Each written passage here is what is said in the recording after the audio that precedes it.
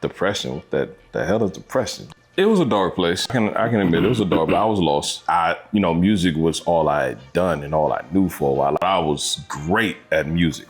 So when I hit that point and I'm like, okay, I'm not doing music anymore, I didn't know what else to do with my life. So that's when I hit that low part. I fell into a deep, dark place, a dark depression. Ever since I gotten closer to God, oh man, the things that's been happening, doors have been opening. As of right now, everybody, all they see is JC. I guess I played that role way too well, sir. Oh, come on, man. You see, like, who is he going to be? Some white collar worker? No. He's going to be in the streets for the rest of his life. Can't escape it. It's either JC or Suge Knight. You know what I'm saying? So.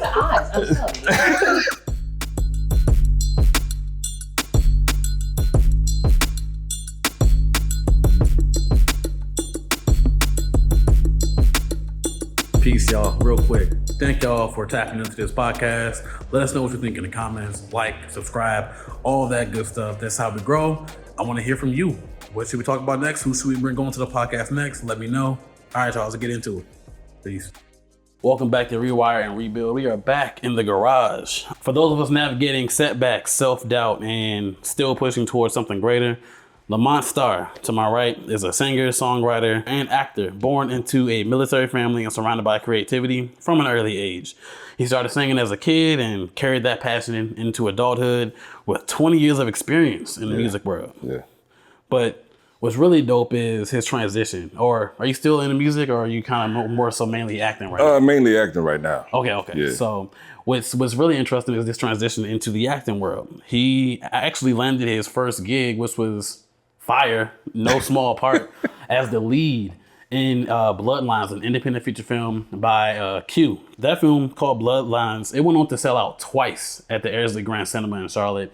And bro, that shit was bananas. Fire. I don't know why I had to die, but I get it though. I get it. I mean, you know. Sorry? I don't know what to say. Hey, Q, it's Q's fault. You ain't had to take me out like that, bro. But since then, you've landed multiple roles and have been in more films. And I know you have a role in a feature film coming out in August this year. Yes. By Ty Durden. So dope. Congrats on that, by the way. Appreciate that, man. Appreciate that. But obviously, it's not just about the talent here. Rewire, Rebuild. Lamont is open about the battles he's fought mentally, financially, and emotionally. Whether it's alcohol, depression, or simply being his own worst enemy.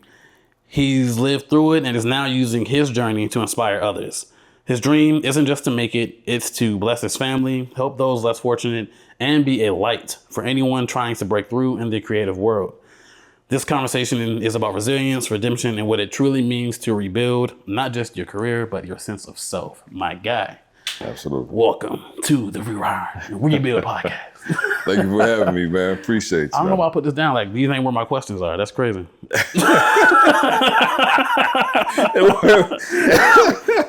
So how you doing? I'm good, man.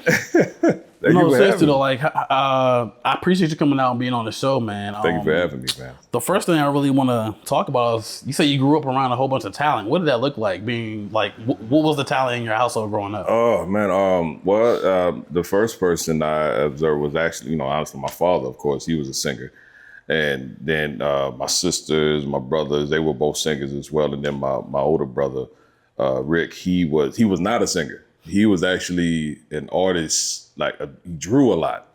So, growing up being surrounded by all of that, it was like something I knew I had to be a part of that. Okay, they can do it, I can do it. And I would watch my brother go his talent show. He would dance. He was a dancer too. So he would be, I'm sorry, Rick.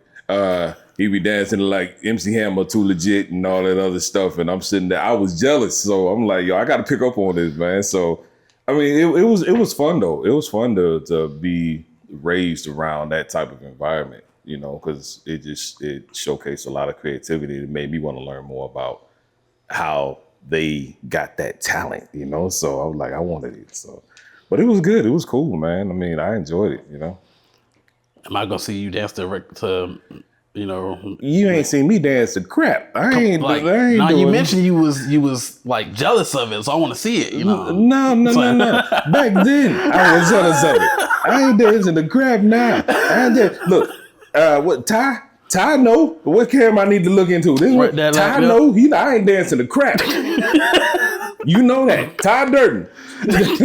So now you snitching. Got it. Yeah, it's his fault. Was from your perspective, and I know you were young when you first started noticing them, but was it natural? Did you see them work? Well, I know you have to work hard to maintain talent regardless, but was it a lot of natural talent just your family just had without, like, I guess I answer that question. Did it seem more so natural talent or? I believe so. Yeah, definitely natural talent. You know, I mean, it was nothing that what I observed, it was nothing like they kept practicing on it. It just flowed. It was natural, and then I just picked up on it. And next thing I know, I'm sitting there singing Stevie Wonder downstairs, and while my father's behind me the whole time, and I ain't know it. And next thing I know, I'm in church. Yeah. So you gotta sing though. Do I? You gotta sing. Nah, Yeah. Yeah. Thank you. Really? I mean, As long as you said sing, I'm like, God, you got it's Look, early. I get the to do it dancing. for the garage. I mean, it's early. Hey, It's can the we best time. rain check? Look, Oh no, it's not raining no check. more. The rain happened yesterday. The rain checked already. just a little smidgen. Come on, do it for the garage. Shabba dabba, do it. I'm sorry. Look, hey, my voice ain't there this morning. We'll wait. We'll wait until 11 o'clock. Okay, maybe then. Let me warm up. Yeah. Let me warm up. Being put on the spot is. Yeah, I literally left that out of my email on purpose. Yeah. And you know what? Something told me you was gonna do something like that. And I was warming up in the truck. I'm not gonna lie. On the way down here, I was warming up, sitting there listening to stuff. I kid you not. I was singing, but then someone was like, "He's not gonna ask me to sing. He's not gonna do it." Then I get in and you do it. See, that's why you died in Bloodline. That's exactly why you died. That's why. Look, he wanted to know why I got him. That's why.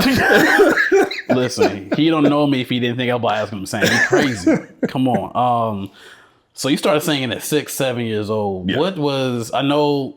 Being that young, I'm not sure how good your memory is. My memory is terrible. But what do you remember from that age, kind of getting into the creative space and doing artistic stuff like that? What do I remember? What kind of like started me out doing that? I mean, I'd be a fool not to say Mike. I used to watch a lot of Michael Jackson, and like I said, even with the creativity of my own family, I guess. I wanted to, once again, I was jealous, so I wanted to be like them. I wanted to be more. So I was studying Mike and Stevie Wonder, and I would sit there, and next thing I know, I'm singing. Like I said, I was singing Stevie Wonder one day, and it was a song he had called "For Your Love," and I was singing that, and I'm just going, and my father behind me the whole time, just like, I didn't even know it. I didn't even know it. And I'm singing and whatever. And I turned around and he looks at me, he's just like, yeah, you singing in church this Sunday. This happening. I get in church and I freeze up. And but no, it was that's just we're not gonna gloss over that. I see you. I see what you did. What? What? I froze up. But no. We that's a hard stop, sir. We gotta go back. Rewind. So how old were you in that moment? Just so I know. I had to be I'm gonna say about 6 or 7 maybe. Yeah. Okay, so it might just be so what do you think was going on in that moment that caused the freeze up? Was it just in your to be honest with you, I really don't know. I think if I had to say anything, maybe just the fear of people not liking me or like not liking the sound that I put out or something. I guess that's just how. I mean, you know what? When I think about it, it was just way too many people. I was shy. Singing by myself in the house and not thinking nobody was behind me is one thing. But then when I get in front of a lot of people at that time, not now, when I get in front of a lot of people back then, it was just like, yeah, no, not today. I'm not doing it. I'm good. I'm not doing it. So yeah. And how was that like? Not that moment, but like, was your family pretty supportive? Like, hey, it's okay. Blah blah. Like, oh yeah. They were very very supportive. I had no issues there with the support system. But that makes sense. Like, my son, he's 6. Like, whether it's church or wherever, he'll definitely have moments where he'll be shy and not want to do stuff. So Right. I didn't know if it was more of like just like regular kid, just being a kid at that point and never doing it before. Yeah, Pretty much the yeah. I mean, you got some kids that just got that it factor about them, and they can just do it anywhere in front of anybody. That wasn't me. That wasn't me. I tell you that straight up. That was not me. It took me a minute to grow into that. Yeah. Yeah. How long? How long do you think it got for you to just, even if the fear was still there, to feel comfortable putting I yourself would out there? say probably like in my mid-teens. That's when I started to kind of break out a little bit, that when I was in middle school and high school and stuff, and was doing talent shows and stuff like that. So, Ooh. yeah, Okay. yeah. The talent shows I could never see myself doing at that point in time. It was like, nah, y'all not about to just roast me the rest of the week when I come back to school. No, it was. I mean, when I did the talent shows, it was like a high, especially when I did my first one. So when I knew I wasn't getting roasted, you know what I'm saying, and the next day, man, hey man, you did great. I mean, I was on a whole different level. Like, I feel like I couldn't be touched. So every other talent show I was doing it, I made sure I was in it. It was like I was a little celebrity anytime the talent shows came up. So. You think you're not about to give us a performance? Crazy. That's what I'm thinking. You're an insane person, man. So when do you officially think? When would you say what age you were when your music career officially started? Ooh, when it officially started for me, when everything really started taking off, I'm gonna go with it had to be like around my mid-20s, maybe mid to late 20s. Yeah. And then that's when you had the 20 years after that, or were you doing it? Like, Well, I mean, I started before that, but it didn't really start taking off like on a serious business level, like an industry level, until like my mid to late 20s. Because then that's when I got signed to a single distribution deal with a record label, and I put out a song. It's like a stepper song now called "Float Away," and it was on the radios. It was on the. I had actually beat Tyrese on the Urban Billboard chart for one of his songs one year. So I was really, really stoked about that one. But yeah, that's when it really started taking off for me, around that time. I'm just gonna have a ticker for everything you say that contributes to the idea that you're gonna sing for us today.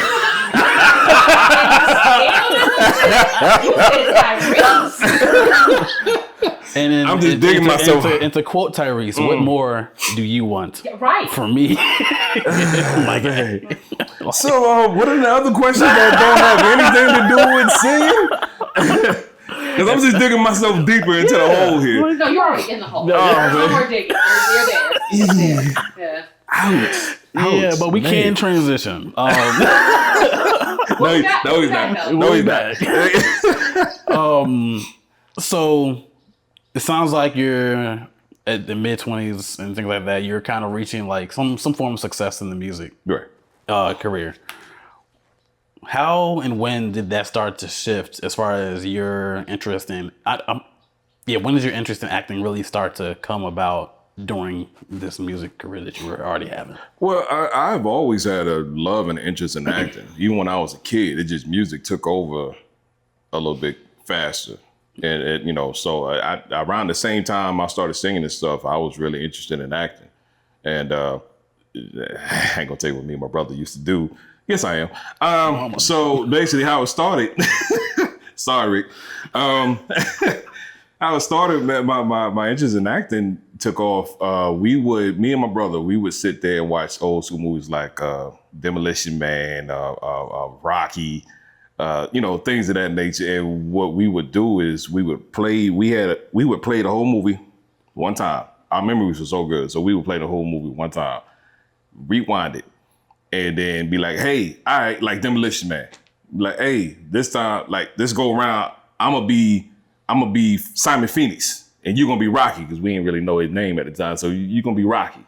So we would play that whole entire movie, and just through the whole movie, we would reenact word for word, action for action, everything. And then we would rewind the movie again. And then we'd switch roles and be like, all right, I'm gonna be Rocky and you're gonna be Simon Phoenix. Yo, that is You know, fire. so I've always had that love for acting. It's just music just took over. But I didn't really start putting acting seriously first till like a few years ago, actually. So I want to say around. Can I tell my age? Should I tell my I was about age? to ask you. Yeah. I don't know if I should tell my age. So we're gonna say a few years. We'll let the audience decide how old I am. Look, I was gonna A get few like, years ago. Okay. I was gonna ask you, are you comfortable? But no, we gonna let the audience guess. Matter of fact, tap in. How old y'all think this man is? Tap in. Let us know. What side should I give him? This side right here? How old do you think I am? You talk. I mean, you look 30, but you talk 40, 50. You know what? No, I'll take that. I will take that. Seriously, I will take that. Yes. You sound like an OG, bro. That's what I'm saying. You sound like an OG. Hey, man. But you look good though. You look good. You sound like an I OG. appreciate that. How do I look? All right, I'm sorry. I'm done. Damn, there was something you said that I want to touch on right there. Acting. Okay, it might come back to me. I'll just move on for now. If you had to describe yourself today in and outside of the creative world, how would you describe yourself? What would you say? Outside of the creative world? Let's go inside of the creative world first. Describe myself inside of the creative world. I'm very determined and hardworking, motivated. You know, and I'm very disciplined within the creative world. You know, I take that stuff seriously. You know, outside of the creative world, I am a straight nutball. I'm like, no, I'm a Google. I'm like, seriously, the people that really, really know me, I'm stupid. Now, you know,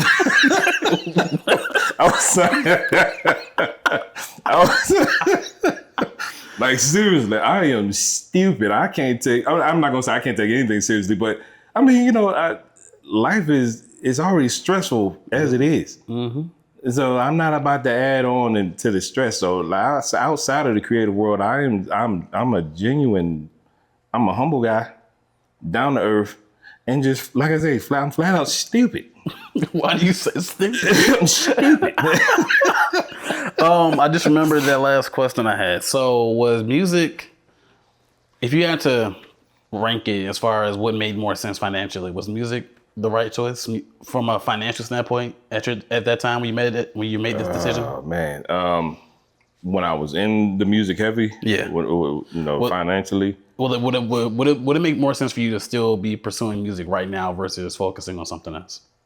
Now, no, I can honestly say no. Then, yeah, I mean, my dreams were so heavy then on music that I honestly believe that financially it was gonna set me up for success and greatness. But now, nah. Let's talk about then. So, because then I guess when you were going through the transition from music to acting, and you're saying music at that time made more financial sense. Why? Do you not like? It seems like you like music. It doesn't seem like you hated the thing. It doesn't seem like you came from a family that made you do it. It seems like you dove into it on your own. So if you liked it and it made sense financially, and you could always do like little side stuff with acting if you wanted to, why transition out of it, or why go so hard with acting? Well, you know, I had always told myself once I got to a certain age when it came to music that I didn't want to be that guy when people came to me and, you know, hey, what you doing with your life? Oh, I'm still trying to do music. You know what I'm saying? At this age. And I don't know, it just, once I hit that age, I had to stay true to my word. And so that's, you know, now what happened was, you know, when I got through with music, I completely had forgot about my love for acting at that point when I got through with music. So I fell deep, you know, so I didn't really know what I wanted to do. And that's when the depression set in. So it took a minute for me to get back out of that. Well, I'm pretty sure we'll touch base on that one a little bit further down the line. So I'll wait for that. But yeah, acting came, I started really getting heavy into the acting because nowadays with the industry and the music, it's a young man's game. I ain't that young man no more. I might look it. If I get sad, I might look it, but yeah, I'm not that young man no more, man. So, then, like I said, then financially, yeah, it felt right financially, and I was making moves then with the whole music. Then when it came, not a lot when it came financially, but yeah, it made sense. So it made sense. For you, it was more of a natural stopping point. It Right. wasn't like you had to force yourself out of it. It was just a natural. I've had fun with this. It's over, and let me figure out something else. I mean, there was a time where I kind of tried to force myself out of it. Yeah, but after a while, yeah, I guess you can say it was a natural stopping point at some time. So then I just got to that point where I was just like, you know what, I've had a good run. I don't regret anything. When it came to that world, it is what it is. Now I'm moving on. So, I mean, it's kind of like a natural, because you started touching on it a little bit, but this naturally transitions into the next part of this, which is when you hit that point between music and acting, and you had that point of depression. Go into that a little bit more. What did that look like, and why do you think it came up? Like, were you just kind of lost in the moment? it was a dark place. Yeah, I can admit it was a dark. But I was lost because music was all I had done and all I knew for a while. Like I was great at it. I excelled at it. So that's what I knew. So it's like I'm good at a lot of things. I consider myself to be a jack of all trades, but I was great at music. And so when I hit that point and I'm like, okay, I'm not doing music anymore, I didn't know what else to do with my life. So that's when I hit that low part. And I fell into a deep, dark place, a dark depression. It was bad. It was bad. And it took me a minute to kind of claw myself out of that hole. But once I remembered about my other love, because I've always believed, excuse me, I've always believed that, my purpose here was to entertain, to show the world, what my gifts and to bring happiness and joy to people, you know what I'm saying? But I've always believed that. So if it wasn't through music, it had to be through something else. And my other love was acting. So I'm sorry. Edit that. Now I'm not. Once I figured that out, and I remembered that, that's what that, along with other people and support systems that I had in my life that came into my life, it helped me get out that struggle, that hole, that depression. So yeah. If it feels, and this part we can literally edit out if we need to, as far as if it feels comfortable, you said it was a dark place and it was like hard to get out. What were some things that were happening specifically during that time that you would classify as like adding to that darkness? Like were some things you were doing, not doing? So, if you're comfortable talking about it. Yeah. I leaned on alcohol to kind of dull the pain, to numb it, the pain that I was going through. So I leaned on it, and I think I might have leaned on it a little bit too much at one time, and that, just along with my own personal demons I was fighting, it just it contributed to just digging myself deeper into that hole, and the hole I really didn't need to be a part of, I didn't need to be in. But it was bad, man. Like I said, I can talk about it now. It still kind of hurts a little bit when I do talk about it, because it weighs on you a little bit. Yeah, because I think what it is when I do talk about it now, what gets me is the fact that I allow myself to get to that point. You know what I'm saying? Like, I'm stronger than this. You know what I mean? Like, why would I allow myself to get to that point? And I did. I pretty much fell. And I allowed the devil to win, pretty much, you know? So I think that's what's getting me now, excuse me, is the fact that I even remotely allowed him to come into my life and damn near take over. You know, that's not how I was raised. And yeah, I'm thankful and I'm happy that I'm no longer in that place, that void that I was in. And I found my purpose in life, and I'm tackling that purpose, you know? So. Something that I was just talking to somebody about that I am grappling with, I guess, this idea, you know, the people say everything happens for a reason, right? So you're kind of like in this place where you're struggling with this idea that you allowed this presence, whatever, Yeah. to affect you in such a dark way. But on the other side, you wouldn't be this version of you without that. So it's like flipping the perspective of this thing happened to me. It's this thing happened because I needed to get to where I am now.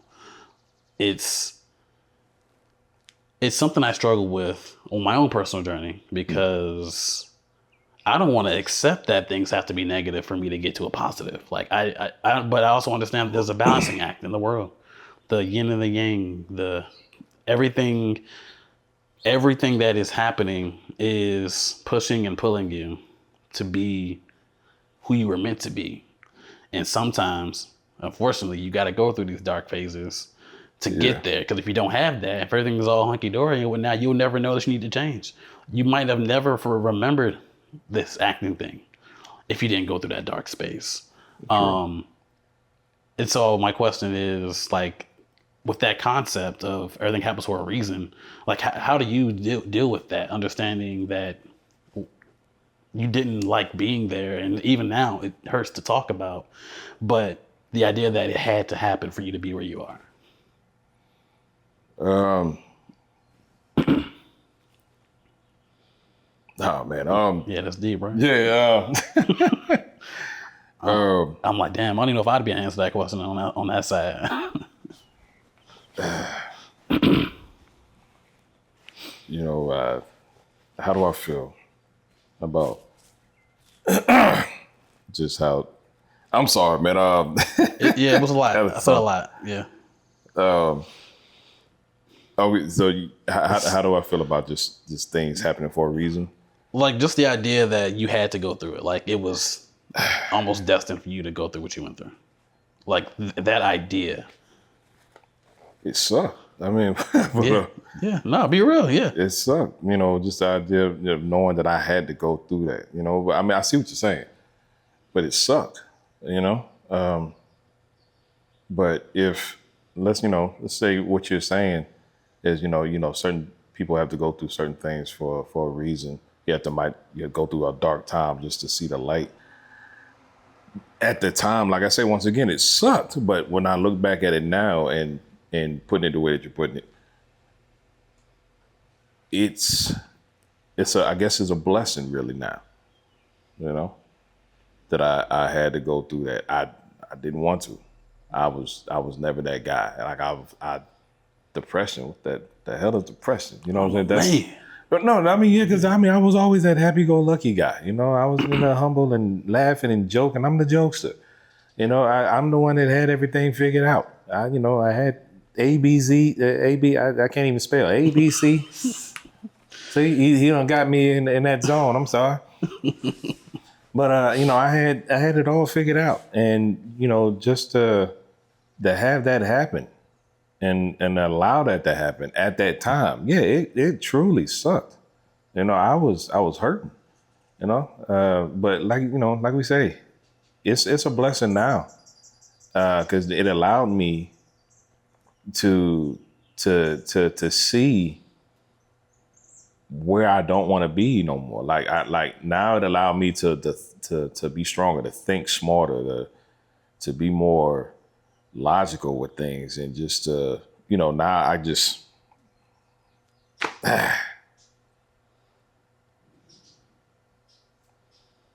this is,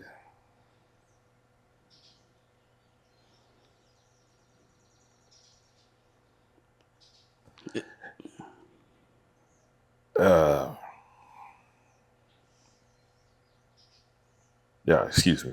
No, you're good. It's a blessing now, man, that I don't have to go through that no more. Yeah. So it was, yeah. Real quick, can we cut these and then start a new? Because my camera be bugging sometimes. How you feeling, man? I'm good. Good. I'm good. I'm good. I'm good. Sometimes I think I need to talk about stuff like that a little bit. I'm fine though. I'm good. I was gonna say sometimes it's the release that's needed. Yeah. It's just to say it. I was gonna actually say maybe I know we call like depression in the dark and dark places, but what other things can we name these seasons of ours? Like how can we? It's like with my kids, right? When my son's going through something, whatever it is, he's having a big emotion about something that might be relatively small from my perspective, but for him it's huge. Right. What I have seen that has helped has being able to name exactly what he's feeling and going through, and then him understanding that it's a valid thing. Right.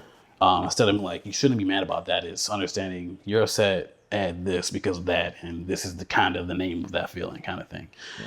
When I was going through my own season, and it's not over, I even yesterday and the other day, it would be random moments where I'd just be like, I hate this shit. I don't know what it is I hate though, but I hate it.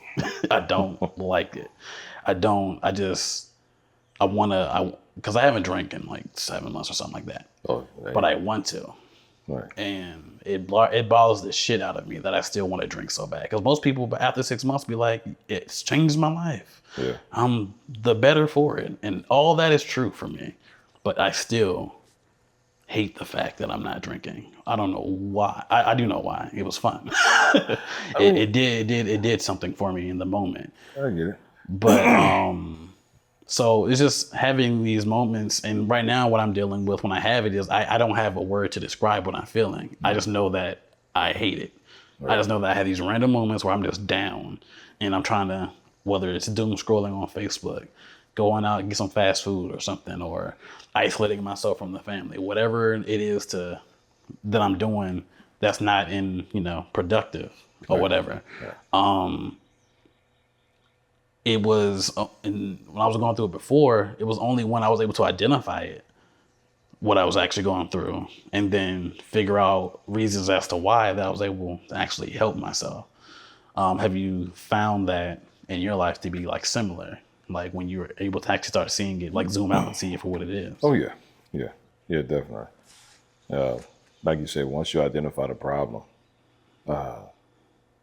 it's easy for you to figure out how to get around that obstacle. And yeah, so I went to definitely something similar with that. Once I identified the problem, which was me. It's always, yep. You know what I'm saying? Which was me. A lot of people don't, they want to blame everything and everybody else. You gotta, once you really look deeper within as far as what's the root of, what's the cause of all this, and you start to figure out that cause and that root is you. Because most of the time it's you. So once I figured out it was me, I was my own worst enemy.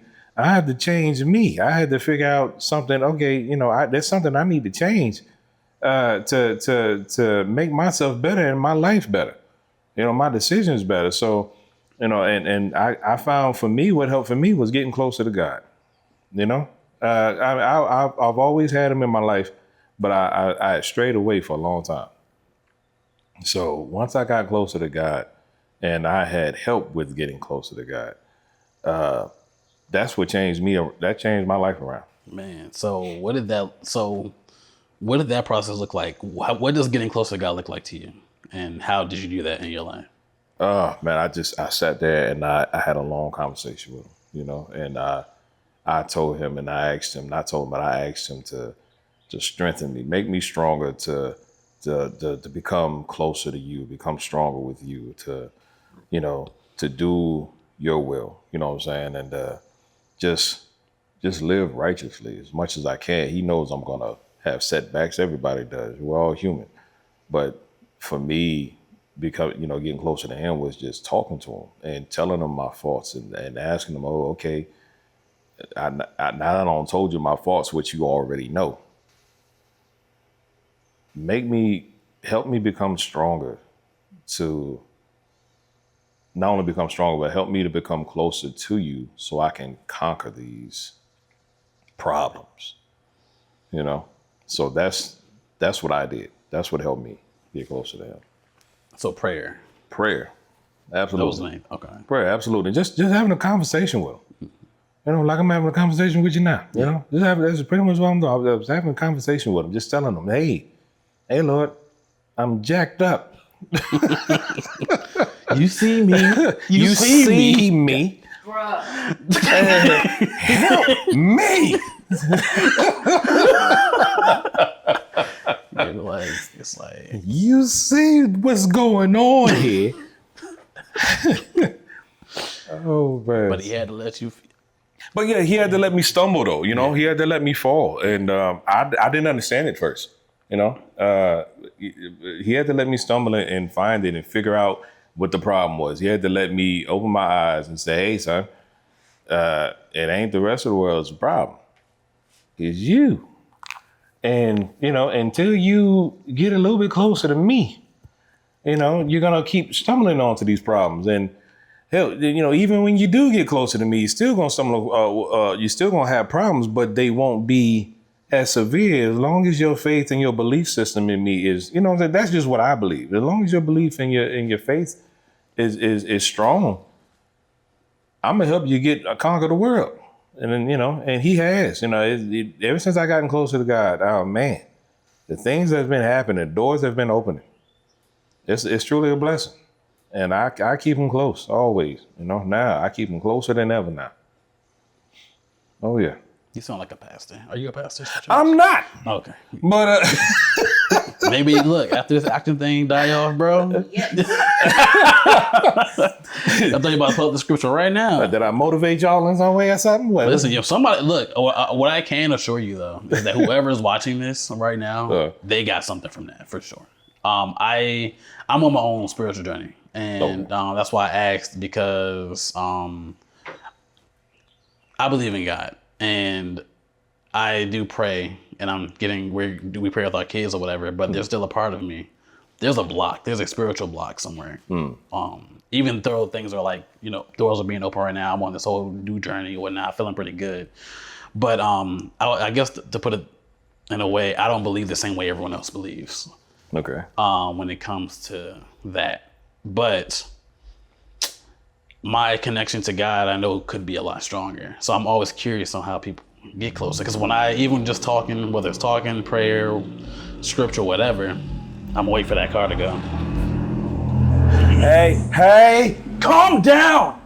I'm talking about God. Jeez. See, that one number the devil. But whenever I find myself like praying, a lot of the times what's happening is I physically feel like it's fake. Like I'm not praying. No one's lit. I'm talking to myself almost. So I know there's some kind of block there. Well, I mean, you stated earlier, you said, you want to get closer to God, right? Yeah. You want to have that relationship with him. He knows that. You in your heart, you know what I'm saying? He knows you want to get closer. That's a start right there in itself. You know what I'm saying? So latch on to that and keep praying to him and don't just pray to him, talk to him. Ask him for the help. Ask him for the strength, because anybody can pray. You can sit up there, hey, Lord, bills due today. And Lord, no, talk to him. You know what I'm saying? And don't just show up when it benefits you. You know what I'm saying? Don't just show up, he's not an ATM machine. You know what I'm saying? You have to be there. He has to see your, your belief in him always, your faith in him always, So for you, when you say, I want to get closer to him, but it feels like there's a block there, there's a wall there. Figure out what that wall is. And once you figure out what that wall is, ask him for the strength to get over that wall. You know what I'm saying? But for the fact that you say that you want to be closer to him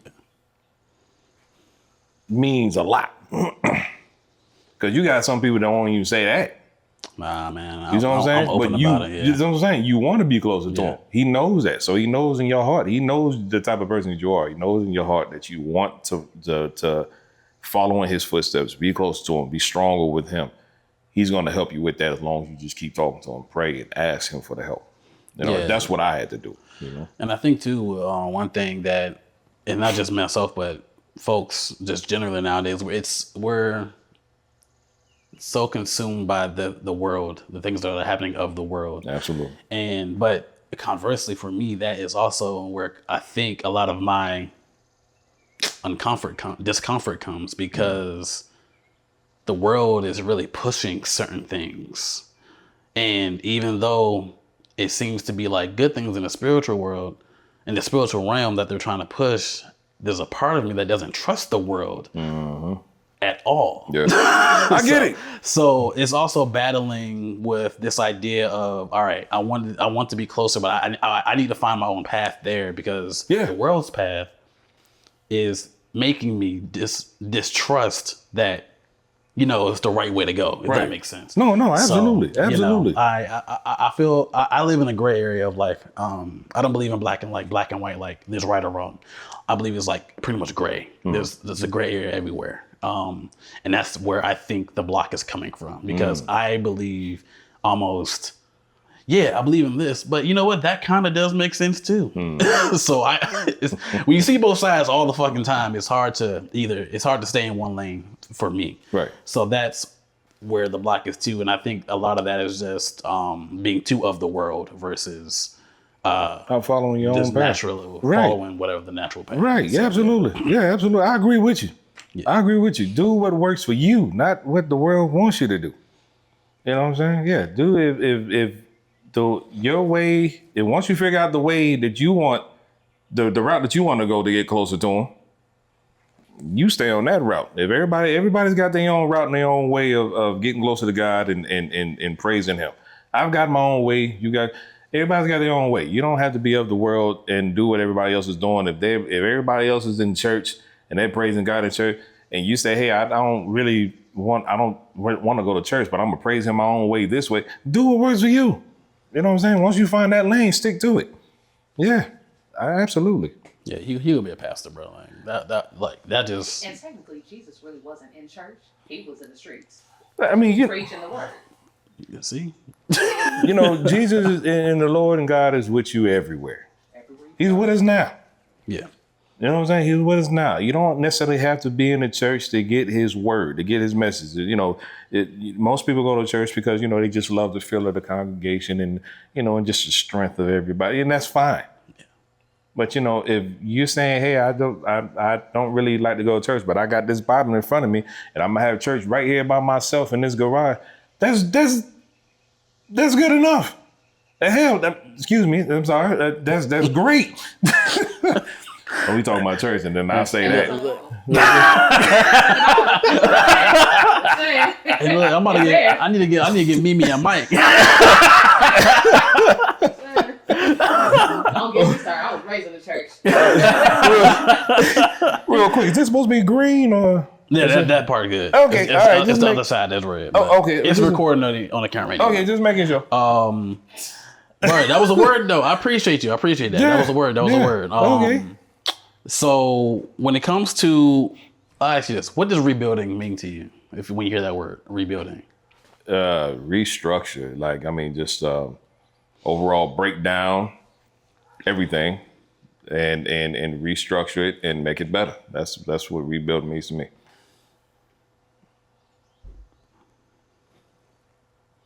Boom, to the point. That was perfect. Yeah, I'm just reading my question. I was like, because what we just had, the concept we just had actually answered like a bunch of these. So I'm trying to figure out. So where you at now in your challenging season? Do you feel like you're in the middle of it, kind of on the other side? Where do you think you are now in your season of challenge? Well, on the other side, it was my challenge is behind me. My challenge season was behind me, and I conquered that. So I'm well on the other side where the grass is greener in my eyes. But and you just said something about how things being better doesn't mean that you don't go through stuff. So when you say things are better and think the grass is greener, do you mean that you don't have any issues at all? Like, no, of course not. No, everybody's gonna have issues. My most challenging ones are behind me. You know what I'm saying? Do I have issues? Yes, of course. I like to counter you a little bit. What's up? I don't think what I truly believe when it comes to challenges and things like that is once you build that resilience to it, it's not that the challenges become easier. It's your resilience to them is stronger. So seeing things that have happened, like let's say you stop acting and you have a moment where you don't know what to do next. Instead of hitting that dark place, you'll probably be in a better place mentally to understand. All right, I might not know now what I need to do, but I know it'll come. So I'm gonna be chill. So it's not like it's not a challenge anymore. It's not like you don't go through it. It's because you went through it. Now you're better able to handle it. Absolutely. When it comes up again. And I just don't want people to try to make it seem like, because when people say things like they're in a good place, it could come off like, oh, this person's perfect or their life is perfect. Oh, no. That's not at all the case. I'm far from that. But we're just better able to deal with life because of the experiences that we've gone through. And so that's all. That's why I asked. No, absolutely. No, you're absolutely right. Absolutely right. I agree with you 100% on that one. So yeah, should have worded that one different. He nailed that one. He nailed that one right on the head. I told you I'm two in the world, bro. I know what they talk about. We got a couple more. Acting in new chapters, all right? Mm-hmm. Your first acting role was Bloodlines, the lead in Bloodlines, right? Yes. How did you come about getting that opportunity? Okay, so let's see, story time. So how I came across that opportunity. Okay, well, first I had to meet Ray Lewis. Shout out to Ray. Not the football player. Not the Ray Lewis Jr., not the football player. Wait, yes. Not his son either. This is why. That was on point. That was on point, but this is why. He died in blood.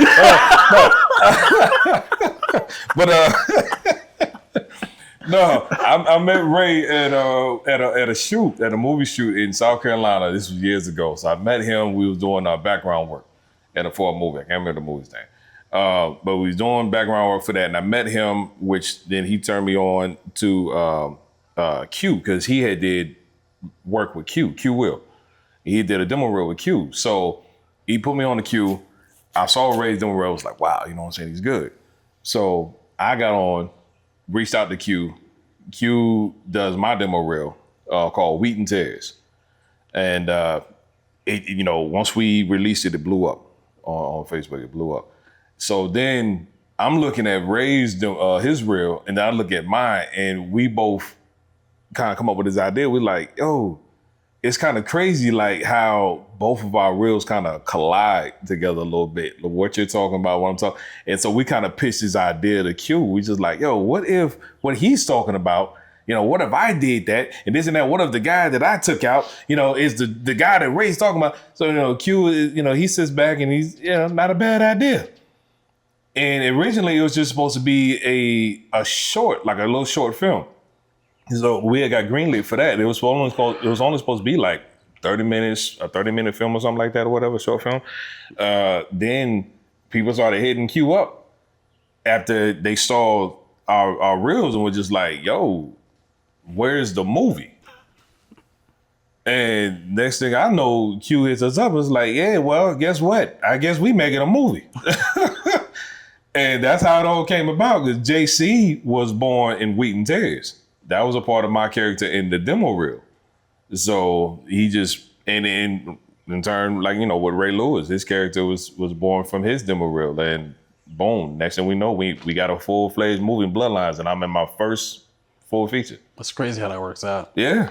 Like, the domino effect of everything that had to happen that led up to y'all just even coming together, having the audacity to pitch an idea about a film to Q. Did you already know Q before y'all did the demo reel? No.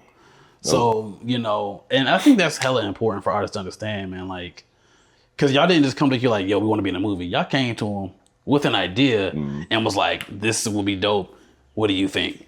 And I think when a lot of artists, especially young artists, when they reach out to me, they DM me a lot. Hey, I want to be in a movie. Hey, can you put me on your projects? I was looking at like, I don't know you. I don't know you. And I don't even got money like that. So they're making movies, just putting people in them. So, but y'all took that next step. It wasn't like, hey, Q, put me in the movie. It was like, Q, look, we got this idea. Can we talk to you about it? All right, talk to you about it. What do you think? He likes it. Bet, let's make that, whatever you want to do. And then it just blows up from there. Right. And then now it sells out 2 shows. And I'm pretty sure he's going to be like streaming it, Peacock, Tubi, and all that stuff. I believe so.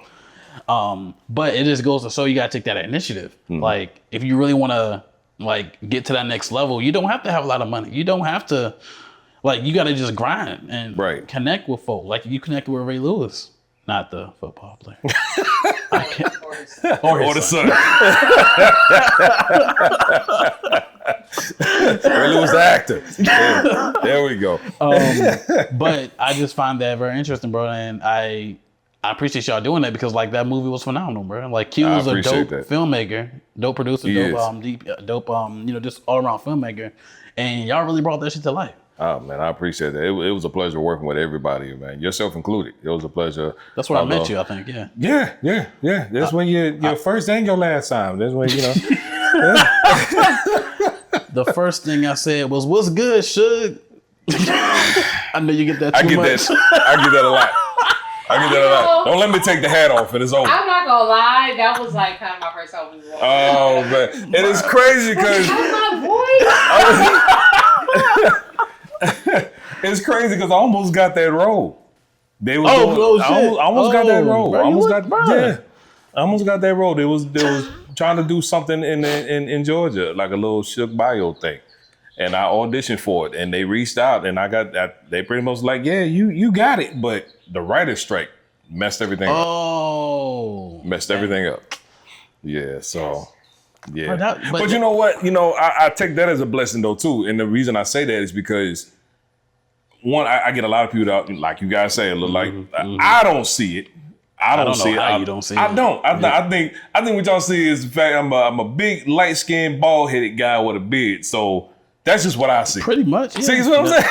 That's all that. I saw Suge and I saw Fred Hammond. That's a first. Fred Hammond is a first. I've never had nobody tell me I look like Fred Hammond. But the reason I say it's a blessing because I look at it like, okay, if I'd have did that role, would I have been typecast? Oh, hell yeah. You know what I'm saying? As far as like, would it be harder for me to get another role because everybody says, that's Suge Knight. That's Suge Knight. That's Suge Knight. That's Suge Knight. Yeah, gangsta. You know what I'm saying? It's like the dude who played Tupac in All Eyes on Me. Boy, looked so much like Tupac. Have I seen him in anything else? Have y'all seen him in anything else? That's true. You know what I'm Yeah, saying? you might have, especially because that would have been like a big film. So I probably would have got even if you weren't typecast. Like I think you'd always be like the mean guy.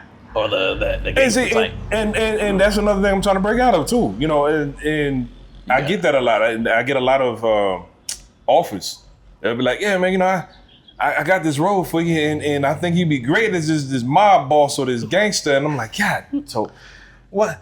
Man, you got a chain on, you got a baseball. I don't know what you want from people. I mean, you got tattoos, bro. It's the eyes. It's the eyes. What about the eyes?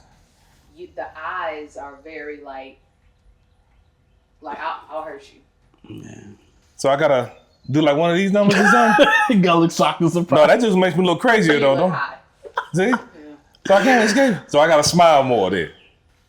Nah, at that point now I'm really nervous. I'm really scared. Why is my boss so happy?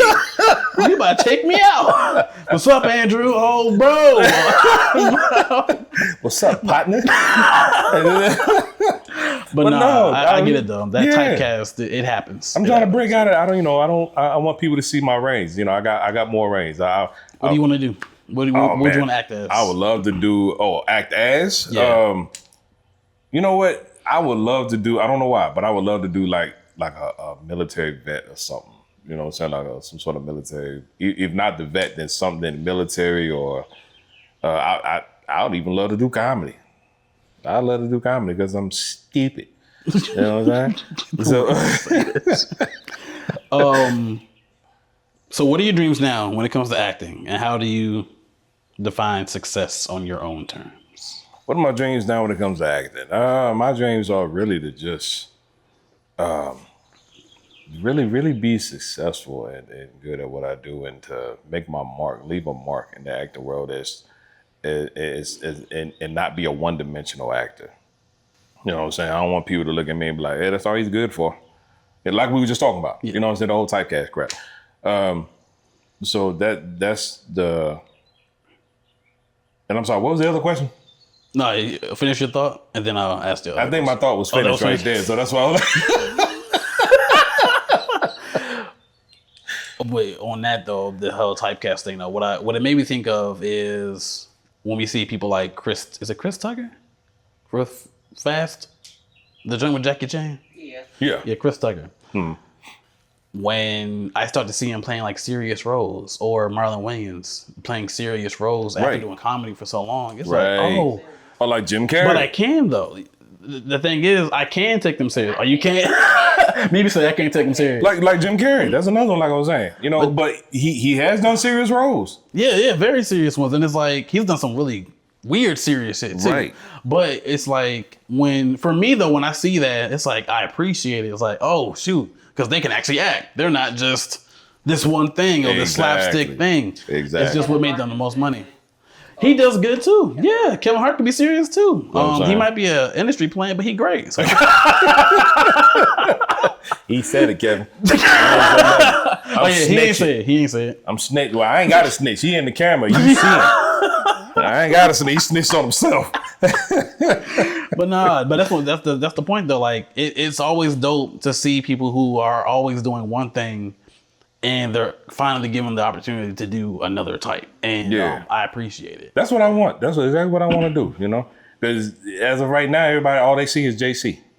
You know, I guess I played that role. Way too well, sir. Oh, come on, man. You got to see the movie. I'll send it to you when it's out. But yeah, when you see it, you're like, who is he going to be? Some white collar worker? No. He's going to be in the streets for the rest of his life.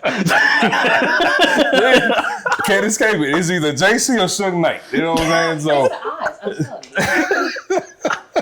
So. And then how do you define success on your own terms? What does success look like to you? Success. What does success look like to me? Success. Well, let me start out by saying, you know, we gonna go back to the preachy route. Yeah. Just a little bit. Success ain't nothing without God. And what I define success, or how I define success, is having the strength to be able to conquer anything or any obstacles that come within your path. You know what I'm saying? So if you're able to find a way around, a way over, blow right through it, that's success to me, because you've managed to get past that. You managed to conquer it. You know what I'm saying? Yeah. You know and yeah. No, go ahead. Yeah, I mean that's how I define success. You know what I'm saying? Because success doesn't necessarily have to mean or be fame related. You know what I'm saying? Or finance related. Right. You know what I'm saying? Success can mean anything, in the smallest thing. You know, if you found a way through it, that's success in my eyes. You know, you managed to beat it. You did it and you didn't look back. That's how I define success. That's just me. And then this is the last question I asked everybody, and I want you to look at the light camera right there. Which one? This one? No, That the one? one with smaller lens. The smaller one? Yeah, smaller Okay. lens. And I'm tell, looking. You want me to look now? Yeah, tell the folk. Based on this conversation, just kind of your. What are you doing? God, what you experience, my guy. What do you want to leave them with? What do you want them to get from your story, and and whether it's advice on their own journeys, whether it's mental health related, spiritual related, whatever.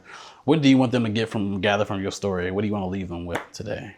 What I want to leave y'all with today is take God everywhere with you.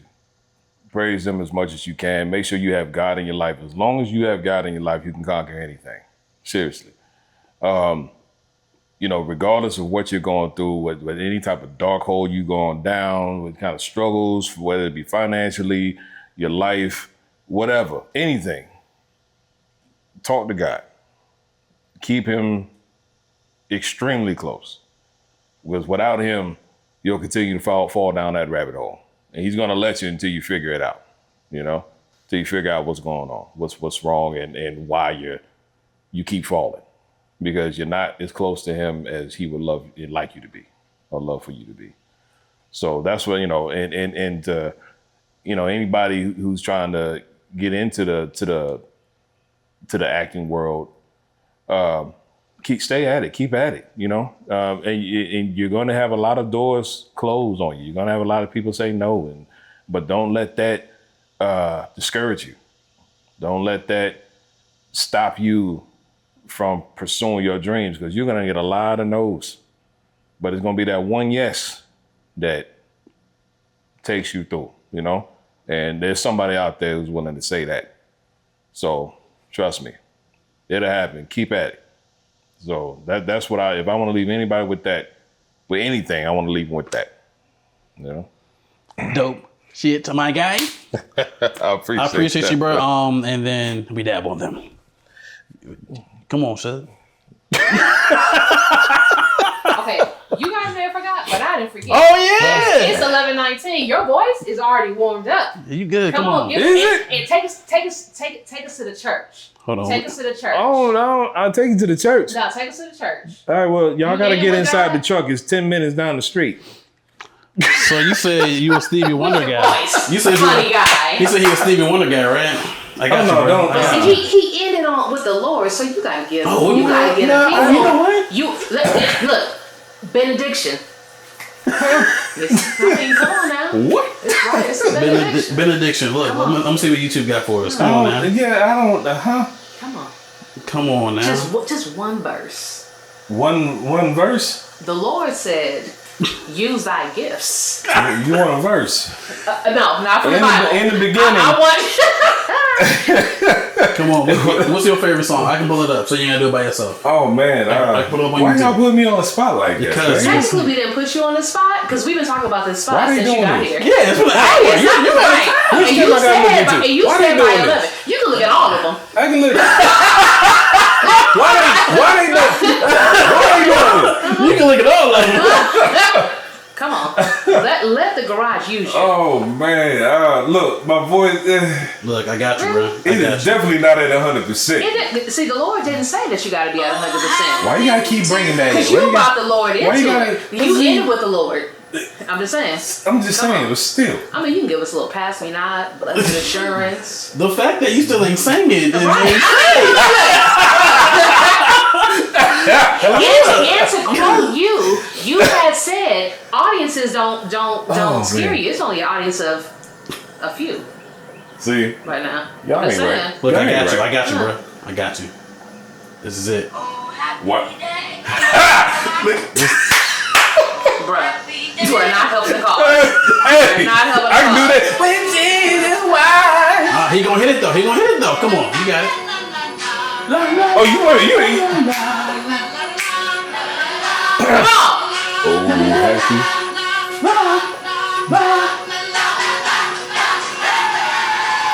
I thought, wait a minute, hold on. Oh, you want the whole? Let me. It's playing the whole scene. So I mean, we've already hit 10 minutes. You could have already had it. You could have been in your car halfway home by now. Okay, I'll give you Barry White. Oh, he taught me how. No, stop! Come on now! Oh God! All right, bro. I'm gonna let you off. Yeah. Y'all gotta let me off with that one, man. Y'all gotta let.